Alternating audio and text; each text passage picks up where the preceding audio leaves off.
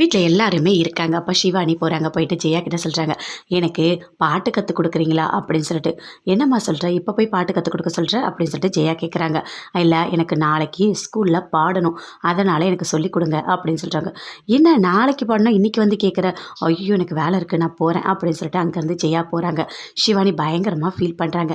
சரி, உனக்கு நான் கற்றுக் கொடுக்கட்டுமா அப்படின்னு சொல்லிட்டு உஷா கேட்குறாங்க.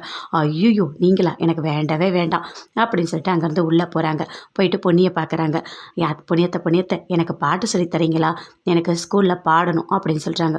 ஓ அப்படியா, சரி என்ன பாட்டு சொல்லித்தர அப்படின்னு சொல்லிட்டு பொன்னி கேட்குறாங்க. பாரதியார் பாட்டு தான் சொல்லித் தரட்டுமா அப்படின்னு சொல்கிறாங்க.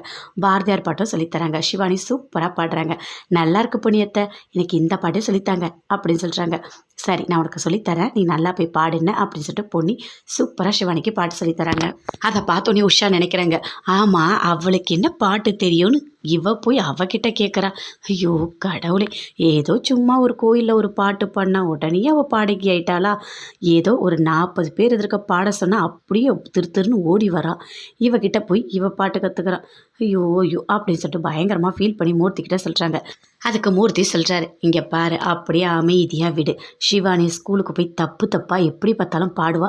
ஏன்னா பொன்னி சொல்லி கொடுத்தா அது அந்தளவுக்கு கரெக்டாக இருக்கும்னு எனக்கு தோணலை. விடு, நடக்கிறது நடக்கட்டும், பார்க்கலாம் அப்படின்னு சொல்லிட்டு மூர்த்தி சொல்கிறாரு. ஆனால் ஒன்று, இதெல்லாம் தெரிஞ்சதுன்னா ஜெயாக்கு எவ்வளோ கோவம் வரும் தெரியுமா? சொல்லி கொடுக்கலனா கூட பரவாயில்ல, ஆனால் தப்பு தப்பாக சொல்லி கொடுத்தா கண்டிப்பாக ஜெயாக்கு தாங்கவே முடியாது.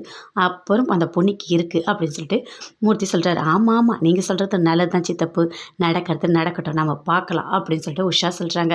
சிவானி பாட்டு அழகாக கற்றுக்குறாங்க. நான் சொல்லி கொடுக்குற மாதிரியே பாடு அப்படின்னு சொல்லிட்டு பொன்னி பாட்டுக்கு சொல்லி கொடுத்துட்ருக்காங்க. நல்லா இருக்கு புண்ணியத்தை, நாளைக்கு நான் தான் போல சூப்பராக பாடுவேன் அப்படின்னு சொல்கிறாங்க. ஆமாம், நீ தான் பாடுவேன், நீ எப்போவுமே எல்லாத்துலேயும் நல்லா வருவ அப்படின்னு சொல்லிட்டு பொன்னி சிவானி கிட்ட